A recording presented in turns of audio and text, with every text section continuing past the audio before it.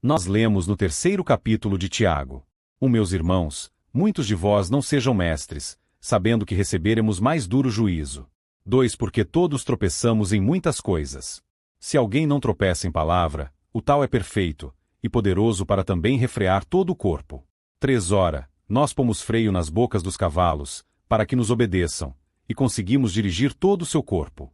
4 Vede também as naus que, sendo tão grandes, e levadas de impetuosos ventos, se viram com bem pequeno leme para onde quer a vontade daquele que as governa. 5 Assim também a língua é um pequeno membro, e glória-se de grandes coisas. Vede quão grande bosque um pequeno fogo incendeia.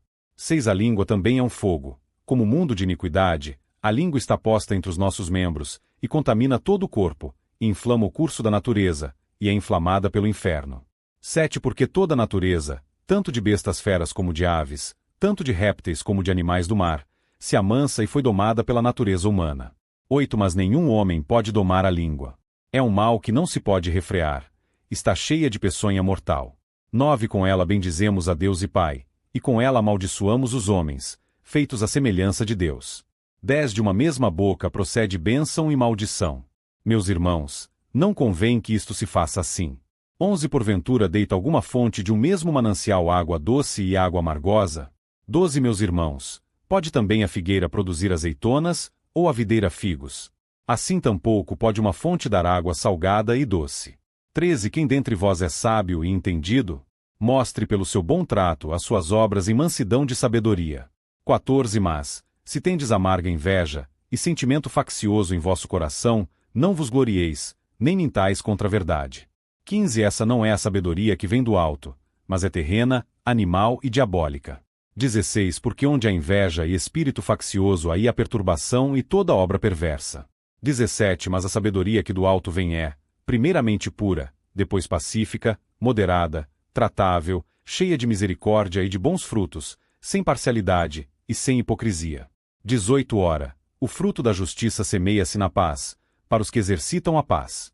Tiago sabia como a natureza terrena aprecia se gabar de grandes feitos, como ama desenvolver teorias com o fim de se mostrar esclarecida e sábia.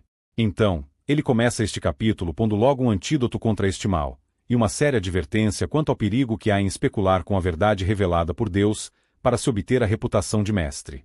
Ele diz que Deus julgará com maior rigor aqueles que se entregarem a especular sobre a verdade, e que no final nada alcançaram em termos de uma vida piedosa, senão uma língua eloquente, falta de verdadeiro entendimento espiritual e verdadeira santificação. Afinal, a verdade não foi dada para ser especulada, mas para ser obedecida e vivida. Coisas espirituais se discernem espiritualmente, com a mente de Cristo, e não propriamente com nossa mente natural, corrompida pelo pecado. A assertiva de Tiago, que o simples conhecimento intelectual das coisas de Deus sem um viver piedoso e dirigido pelo Espírito está exposto a muitos juízos, se comprova em que não há nenhum valor em falar da verdadeira doutrina, de se bendizer a Deus, de orar a Ele, e ao mesmo tempo amaldiçoarmos os homens criados à sua semelhança. Uma obra misturada com bênção e maldição, com acertos e erros, não pode contar com a aprovação do Senhor. Tal vida não pode ser útil ao seu serviço, e não dará um bom testemunho da nossa condição de sermos filhos de Deus. A nossa fonte deve jorrar permanente e somente águas vivas. Esta água é cristalina, limpa, doce, potável, apropriada para gerar e manter a vida eterna. Logo, o que deve fluir de nós são águas limpas e somente águas limpas, que procedem do trono de Deus. A nossa árvore deve dar apenas bons frutos. A verdadeira sabedoria e conhecimento da vontade de Deus são demonstrados quando se vive em submissão, mansidão, à sua vontade. Sem consagração ao Senhor não pode haver um trabalho de disciplina do Espírito, para a crucificação das paixões e desejos da nossa carne, de maneira que as obras da carne sejam destruídas, e o lugar dela seja ocupado pelo fruto correspondente do Espírito, como, por exemplo, o orgulho substituído pela humildade, o rancor pelo amor, a falsidade pela verdade, a hipocrisia pela sinceridade, a falta de zelo pelo fervor, a dissensão e a ira pela paz, e tudo mais que importa que sejamos despojados do velho homem, para sermos revestidos pelo que é da nova criatura em Cristo Jesus. Cristãos não podem abrigar, nem se deixarem governar por sentimentos facciosos em seus corações, especialmente contra a própria obra do Senhor e daqueles que têm andado no Espírito. Não devem viver em inveja amarga por não estarem contentes com aquilo que são, nem com as coisas que têm recebido do Senhor.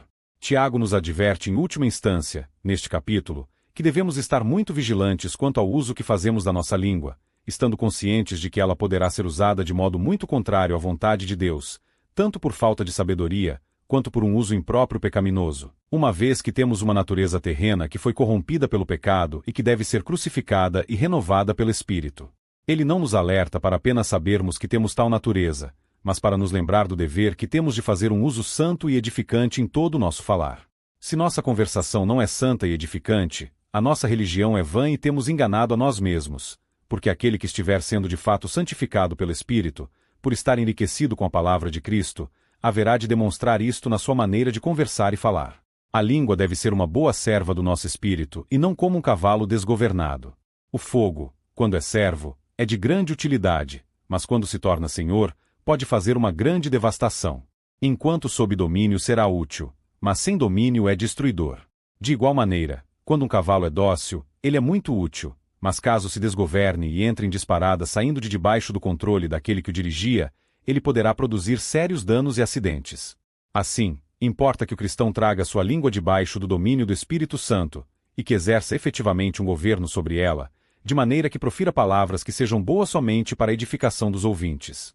Nenhum homem pode domesticar a língua, sem a ajuda e graça sobrenatural do Espírito. Não é uma coisa fácil conseguir governo sobre a língua, porque importa antes deixar que Deus transforme nosso coração, de onde de fato procedem todos os males, inclusive da maledicência.